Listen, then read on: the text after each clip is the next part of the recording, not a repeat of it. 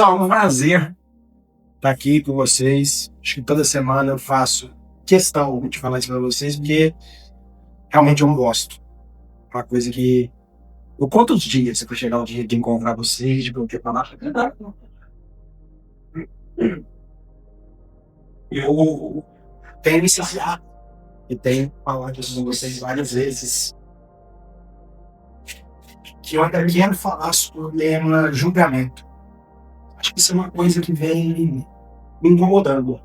Então, assim, eu não tenho formação em teologia, não sou um estudioso, e eu gosto de falar das coisas que eu leio, que eu assisto, que eu penso. Até esses dias eu comecei um canal aí, se a coisa deslanchar, depois eu conto pra vocês, mas ele chama Se Eu Parar Pra Pensar. Que é exatamente isso. Quando eu paro pra pensar, eu falo, nossa, eu poderia compartilhar isso com outras pessoas. E uma das coisas que eu fico pensando muito é isso, o julgamento. E outro dia eu estava na igreja, na missa, durante a semana, né? Quem vai na missa durante a semana? A missa é domingo, né? Aí come para o mundo, se deu uma vestida santo, melhor ainda, bola dos amigos, cumpre aquela obrigação da semana. E aí eu estava olhando a quantidade de pessoas com intenção na missa. 7º dia, um mês, um ano, as pessoas pegam no final, abraça. E aí eu fico pensando, será que eles voltam? Será que eles praticam uma religião? Mesmo que não seja aqui, mas em outro lugar. E eu poderia entender isso como um julgamento. Tá julgando. Mas aí eu venho construindo um pensamento que em breve eu quero compartilhar com vocês. Hoje, eu escolhi falar sobre o poder da escolha. Como é bom poder escolher. Como, por exemplo, nós estamos todos aqui, mas ao mesmo tempo eu posso escolher não estar. Mesmo estando. Eu posso desviar o meu pensamento para outra coisa, eu posso colocar um celular aqui e ficar mexendo, ou num determinado momento eu posso escolher, vibrou no bolso, eu falo, deixa eu ver o que é, como eu posso escolher também, não. Eu quero viver esse momento que eu estou tendo aqui agora. E aí eu preparei várias faixas, eu acho que hoje a gente vai ter às 8h30. Aqui eu estou falando para vocês. Que eu dividi em 4 pontos. Quando a gente fala poder da escolha, eu penso que quando a gente estuda, trabalha, constrói uma vida, é justamente para poder escolher as melhores coisas para a nossa vida. Então você faz uma faculdade e fala assim, eu quero ser bem-sucedido, para ninguém nunca mais mandar em mim, para eu tomar minhas decisões, para eu não precisar de ninguém, para eu escolher o meu caminho, para eu decidir o que é melhor para mim. E isso faz parte até do desenvolvimento humano. Quem na adolescência não teve essa crise de ninguém manda em mim, vai ver quando eu crescer, quando eu ganhar meu dinheiro? Ou não ouviu do pai falando, enquanto você estiver debaixo do meu teto, eu que mando, eu que tomo as decisões. E aí vem aquela fúria, né? Ah, é? Vai ver, um dia eu não vou precisar de você. E eu vou fazer do meu jeito, porque eu vou poder ter as minhas escolhas. E para poder escolher, a gente precisa ter liberdade. Só que o que ninguém nunca contou pra gente é que ter essa liberdade gera muita, mas muita responsabilidade. E a maior dificuldade que a gente tem é de querer escolher, ter essa liberdade, mas não assumir a responsabilidade. A gente fica preso da criança que tem sempre que autorizar a gente a fazer alguma coisa, porque se der errado, não tem quem colocar a culpa. E aí dentro desse processo, eu acredito que a humanidade vem passando por isso. Numa busca desenfreada por conhecimento, por tecnologia, por coisas melhores para nos dar melhor condição de vida. Meu filho falava comigo, nossa pai, daqui a alguns anos deve colonizar Marte. E eu falei para ele, para quê? A gente não consegue cuidar de um e a gente está querendo destruir outro. Como se isso fosse resolver nossos problemas e nos trazer mais felicidade. Mas um tempo atrás, eu tô falando de pouco tempo atrás, a gente ligava a TV, talvez, sei lá, 25 anos atrás. A gente ligava a TV, você tinha Globo, Bandeirantes, SBT e Record. Você tinha isso para escolher. e você era extremamente feliz. O que tem hoje a temperatura máxima? Ah, não gosto. Vou sair, vou dormir, vou ler um livro. E você vivia feliz.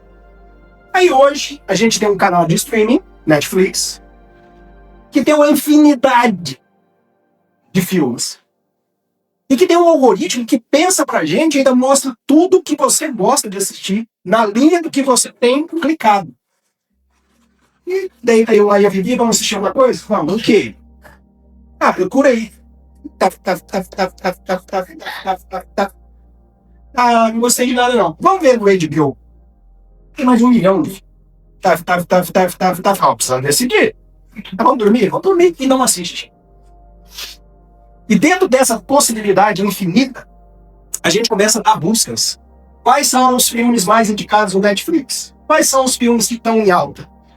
E aí uma coisa que eu percebo é que quando a gente não tinha o poder da escolha que a gente tem hoje, ou melhor, a variedade de coisas, a gente era mais feliz.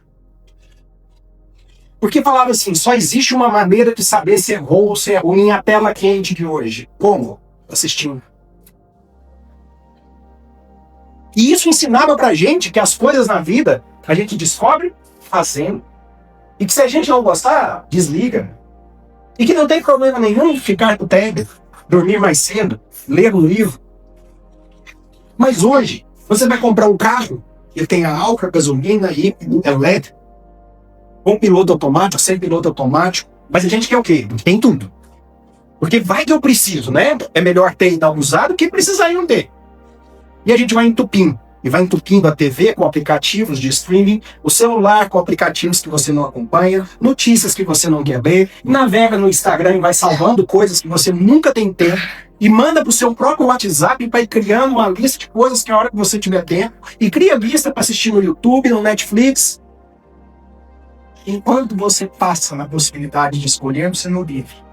Quando eu falo você, é para mim também. Que eu já pensei isso para minha vida. E o mundo que a gente vive hoje, na minha época, eu morria de vontade de um dia poder falar isso, agora eu posso falar. Na minha época, é bom, parece que você tem propriedade, não é? Parece que você sabe mais do que a outra pessoa. Era muito fácil tomar as decisões e a gente não arrependia. Porque você olhava e falava assim, tá passando tal coisa na Globo, mas o outro programa era quase uma cópia daquele, então tava tudo bem. E na minha época, a gente valorizava quem sabia. Ah, como era bom alguém que sabia. Alguém que te dava norte. Dia desses eu conversava com a Vivi e falava assim, tô cansado. Tô cansado de contratar profissional. O contador, do marketing, o que deveria me auxiliar na limpeza.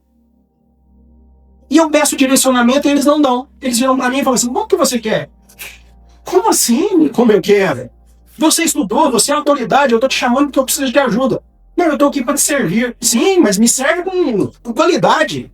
Ah, dá uma olhadinha aí o que o pessoal tá falando. Não, então não preciso de você. Porque infelizmente a gente passou para um mundo onde a opinião vale mais que o saber. E a gente volta para a adolescência, Léo. Quando você fala assim, pai, isso assim, assim, assim, ele fala assim, não, mas todos meus amigos estão falando o contrário. Só que hoje é um bando de adultos que foram condicionados a engordar com a opinião dos outros. E para onde foi a liberdade de escolha? Para a mão do outro. E aí surge até uma palavra, né, que é nova, mas que a gente vive ela a todo momento. O cancelamento. Qual é a criança hoje que não tem medo de ser cancelado? Quem aqui tem coragem de dar opinião em qualquer coisa que você bem discorda? Tô falando de rede social, tô falando de rede de amigo, tô falando de ciclo familiar. Quem de verdade tem coragem de falar assim, olha, realmente eu não concordo com você, sem ofender. Não tô falando nem de briga, não. Não concordo com você, mas eu penso assim, assim, assim. Talvez você nem termine a frase. Porque vai depender muito da opinião das pessoas que a gente está convivendo. Então a nossa liberdade de escolha talvez hoje tenha se tornado um bem muito caro. E que precisa ter muita clareza do lugar que você está ocupando na vida para você conseguir dizer eu escolho isso ou eu escolho aquilo. Quando a gente olha para as gerações que estão vindo, a gente vê isso com clareza. A dificuldade que eles têm de tomar decisão, mas a facilidade que eles têm de colocar a culpa no não é justo. Que é uma das palavras que a gente mais ouve hoje em dia. E aí, quando essa palavra surge lá em casa, eu pergunto para eles: onde está escrito que a vida é justa? E eu lanço esse desafio para vocês. Até tenho vontade que alguém encontre e me fale: cara, está escrito aqui, ó, na Bíblia, no livro que eu sei quem, não achei um autor, ele é da Holanda, mas ele fala aqui, ó, a vida será justa se você... E aí eu venho falando para vocês, ele tem me evangelizado com muita força. Pedro, o apóstolo de Jesus, sai para evangelizar, vê Jesus curando todo mundo, ele volta para casa. E quando ele chega em casa, a mulher dele tá toda estranha e ele vai mexendo ali, achando que ele fez alguma coisa, que ela tá chateada, os dois entram num conflito. Acho que naquela época ele divorciava, né? Mas assim, se existisse, eles teriam divorciado e eles estão ali a ponto de explodir. Ela olha para ele e fala assim: eu fiquei grávida e perdi o bebê enquanto você estava fora. Uf. O mundo de Pedro desaba. E aí ele volta revoltado com Jesus. Empurra, para de conversar com Jesus. E num determinado ponto ele fala para Jesus chorando. Se não me engano, é até a passagem que ele caminha sobre as águas. Ele fala: pai, Messias, né? Ela falava Messias da série. Messias, eu te vejo aqui o tempo todo curando as pessoas e eu que sirvo ao Senhor. A minha esposa perde o filho, a coisa mais preciosa que eu sonhei a vida inteira. Por quê? Por que comigo, que estou aqui o tempo todo? Jesus olha para ele e diz: por que não? Por que não? Nós todos somos iguais perante ao Pai. Não existe privilégio algum. E dentro da nossa possibilidade de escolha, a gente vai ficando cada vez mais hipnotizada com tudo isso que vem sendo apresentado para a gente. Seja assistindo um APB, um programa, um filme, deslizando o dedo nas redes sociais, saindo na rua, o tempo todo. O tempo todo a gente está sendo tratado como mercadoria. Panfletos, propaganda. Você está na rede social agora, então, se você está na sua casa e fala assim: vai colocar de carro. Ah, meu amigo, prepara. Todo lugar que você clicar vai ter um carro. Se você der a marca do modelo, vai aparecer a marca do modelo. O nosso poder de escolha não depende mais da gente. E aí a gente vai sendo tirado do eixo, aos poucos, sem perceber. E quando a gente percebe, a gente está sendo conduzido por uma opinião, que não é mais conhecimento. E que a gente surfa nisso e passa a ter uma opinião diferente, mas ao mesmo tempo não consegue falar. E aí eu tenho um exemplo, que é muito legal, essas coisas quando acontecem com a gente, que eu falo que a gente é evangelizado por atos. E isso você nunca mais esquece. Eu lembro que logo que eu estava fazendo um mestrado, tive 2 amigos de sentar-se na mesma sala, e quando eu formei, eu fui ser coordenador de curso numa universidade, e contratei um desses. Amigo meu, foi para lá dar aula comigo. Passado algum tempo, eu encontro o outro, que há muito tempo eu não vi. Então eu vou inventar nomes. Contratei a Maria, e depois de muito tempo encontrei o João. Falei: cara, Maria tá lá dando aula comigo, olha que felicidade. É muito bom ter ela. E você, cara, ele fala dela não. Eu falei: por quê? Ele falou: é porque eu descobri que ela tá falando isso de mim, e eu tô muito chateado. Qual que é a tendência nossa? Eu falei: nossa, não, falou. Nesse caso aí, a gente não deve, né? É melhor, nossa, tem conversa com ela. Na hora me veio uma coisa, eu falei pra ela: cara, você já perguntou pra ela? Porque pelo que eu conheço, eu não acredito que ela falaria isso. Ele fez: por quê? Que no assunto morrer. Passou alguns anos, eu encontrei ele de novo, ele me abraçou e falou: cara, você me salvou de perder uma das grandes amizades que eu tinha na vida. Porque você me abriu o olho para uma coisa que eu não conseguia parar de pensar por raiva. E agora, recente, isso me voltou da importância nossa de voltar para o nosso centro, para a nossa essência, e fazer as escolhas certas. E como que a gente sabe como que é a escolha certa? Fazendo aquilo que o seu coração determina. Em conjunto com o seu raciocínio. Porque a gente não pode ser só razão. E também não pode ser só emoção. Mas quando esses dois conversam, você vai escolher um caminho. E esse caminho que você deve seguir. E siga. E pague o preço. E se der errado, volte. Mas a escolha foi sua. Não foi do outro. E isso é o que nos dá liberdade para falar: a vida é minha e eu faço o que eu quiser. Mesmo que tenha sido as piores escolhas que você tomou na vida, sabe o que isso significa? Que essas escolhas é você hoje. E que se você tivesse tomado outras escolhas e outras decisões, você seria outra pessoa. E que, feliz ou não, você teria que conviver. Na minha casa, com os meus filhos, a gente sentado todo domingo, né? Tomando café, com crianças que vocês já viram aqui, de 8 e 10 anos, com conversas ricas, que eu não poupo. Eu falo: eu preciso voltar para o meu papel de pai, de amigo, de ser humano. E eu conversando algo parecido isso aqui com eles, falava: isso me lembra o poeta Tiririca. E eles: quem é Tiririca, pai? Um grande poeta que disse uma vez: eu tento fugir de mim, mas todo lugar que eu vou eu estou comigo mesmo. E é isso. Independente da escolha que você tenha tomado, agradeça a Deus por ter tomado a decisão que você julga errado, mas que te fez ir você hoje. Vou dar um exemplo. Eu ia viver gente na Juni. 3 anos. 3 das minhas facas, a dela é minha. E a gente teve pessoas antes. 1, 2, 3, namorou, se vou contar os namorinhos que só existiram na minha cabeça. Deu errado. Depende. Talvez tudo que eu tenha de bom para oferecer para ela hoje, alguém sofreu junto comigo para tornar a pessoa que eu sou. E de não poder oferecer o meu pior mais para ela, só o meu melhor. E vice-versa. A vida é um caminho que é construído, que não existe certo ou errado. Aí você diz: eu não tenho facilidade de fazer escolhas. Você não escolher é uma escolha. E precisa assumir a responsabilidade dela. E quando a gente passa a entender isso, que o poder de decisão está na nossa mão, e que a gente precisa assumir e seguir, isso é ser adulto. Isso é o que nos difere das crianças. E aí vem um outro ponto que me trouxe de inspiração, que ontem meu pai completou 80 anos. Com a vitalidade fora de série, que talvez uma das coisas que mais me impressiona seja gratidão. E aí, pessoal, agora tá na moda, eu tenho que contar isso para vocês, vocês caem nessa. Do livro devocional, vocês já viram isso? Tem uma série de livros devocionais que você pega, tem passagens bíblicas, e você faz anotação, e que durante 20 dias, você fazendo com sequência, a sua vida vai mudar. E as pessoas compram e fazem. E as pessoas não entendem que não é isso o protocolo de fazer e seguir, é vivenciar. Você ler a Bíblia te faz uma pessoa melhor, mas ler por ler não vai te fazer mudar nada. E quando eu pensava ontem, que eu falo como serviu de inspiração, eu nunca vi meu pai reclamar da vida. Nunca.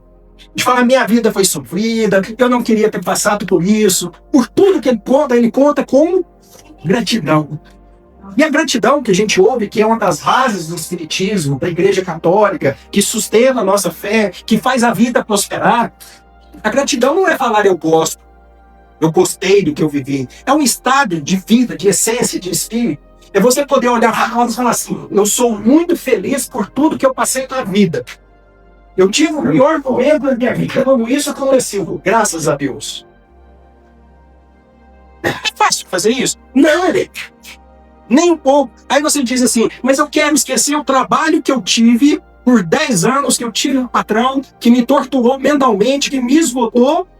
Aquilo, se eu pudesse, eu esqueceria. Ok, vamos esquecer. Vamos começar tirando a experiência que você aprendeu um trabalho lá e você não pode colocar mais no seu currículo, tá bem? Não, de jeito nenhum. Eu trabalhei lá. Eu aprendi muita coisa lá. Inclusive, eu vou procurar outro trabalho e vou colocar isso no meu currículo, que eu desenvolvi essa habilidade. Como não ser grato?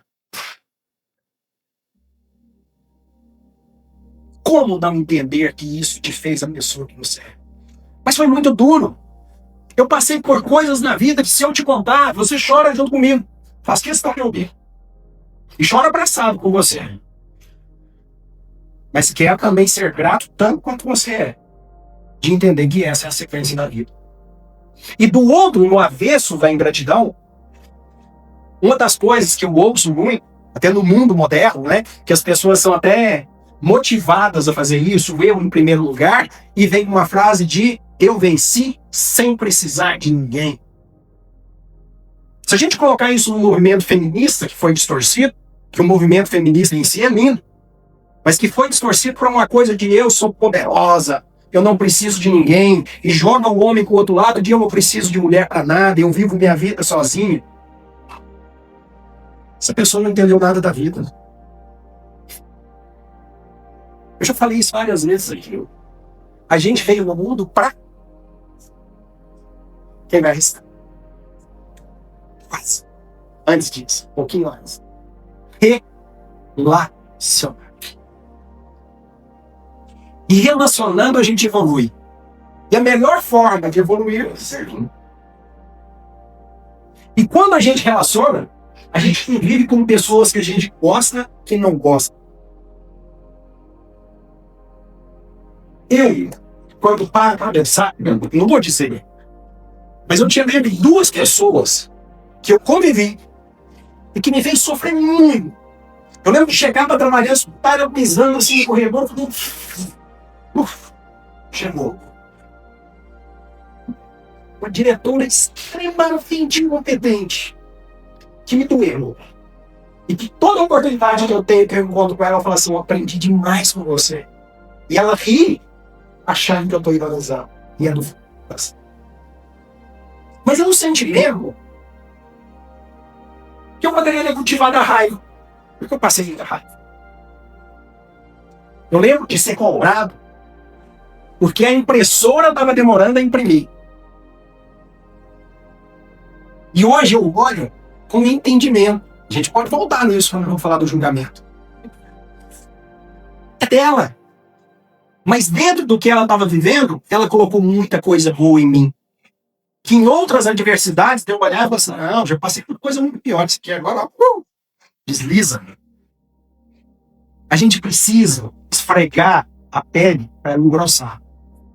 Para aguentar os trancos na vida. Quando a gente relaciona, que a gente encontra as pessoas, eu já disse isso outras vezes, e o legal de dar aula, que eu dei aula há muitos anos, é que a gente não preocupa em ser repetitivo. Porque muitas pessoas aqui já ouviram uma, duas, vão ouvir pela terceira, tem muitas que vão ouvir pela primeira vez, tem algumas que vão precisar ouvir a quinta vez para entender. Nada que aconteceu na sua vida deveria ser de outra forma. Eu já falei disso também, não é destino que é uma linha reta, uma teia. E a todo momento a gente vai fazendo escolhas ou sendo escolhido e a gente vai navegando pelo melhor caminho possível. Igual uma água de rio.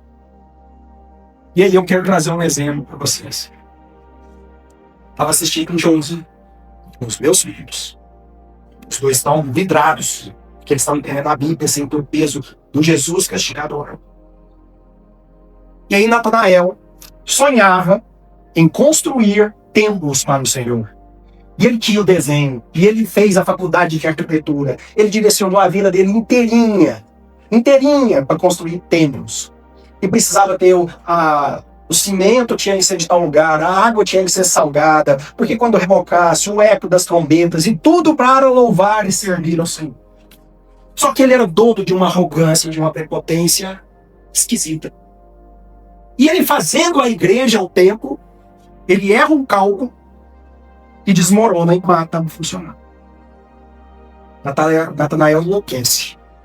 Ele só, no desespero do movimento interno dele, na loucura dele, ele senta debaixo de uma figueira, chorando aos prantos. Ele reza, e ele olha para o céu e fala, Jesus, na época era Messias, se você existe, tira essa dor de mim. Você sabe do meu desejo. Não deixa isso acontecer. E nada acontece. E ele volta para casa. E um amigo dele, que está caminhando com Jesus, Felipe, vira para Jesus e fala, Jesus, vamos passar em tal cidade que está no caminho, que eu preciso visitar um amigo. Entra na casa, encontra Natanael, conversa com ele, fala de Jesus de Nazaré. Ele fala, Nazaré? Lá só tem pobre. As pessoas não estudam como que o Salvador vai nascer numa cidade dessa. Só para vocês terem ideia da prepotência dele. E Filipe convence ele a conhecer Jesus. Quando ele chega para Jesus, duvidando que poderia ser o Salvador, Jesus olha para ele e fala, Natanael, já olha assim, tipo, como sabe meu nome? Ele fala, aquele dia que você estava na figueira, Eu estava lá, tio.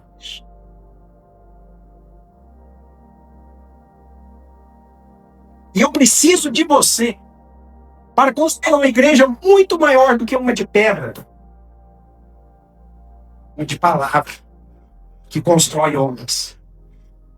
Meu filho, com 10 anos, olhou para mim e disse: pai, Jesus fez esse caminho todo para mostrar para Natanael que tinha um sonho muito maior para ele do que ele imaginava.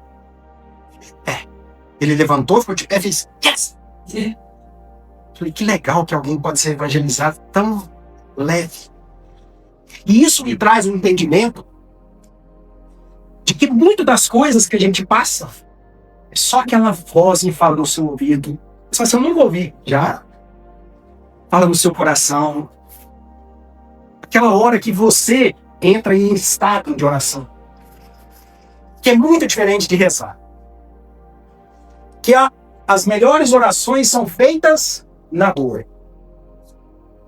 Porque ela nos desce de qualquer pudor, de qualquer orgulho. E você consegue, na sua essência, colocar para fora o que você quer na vida.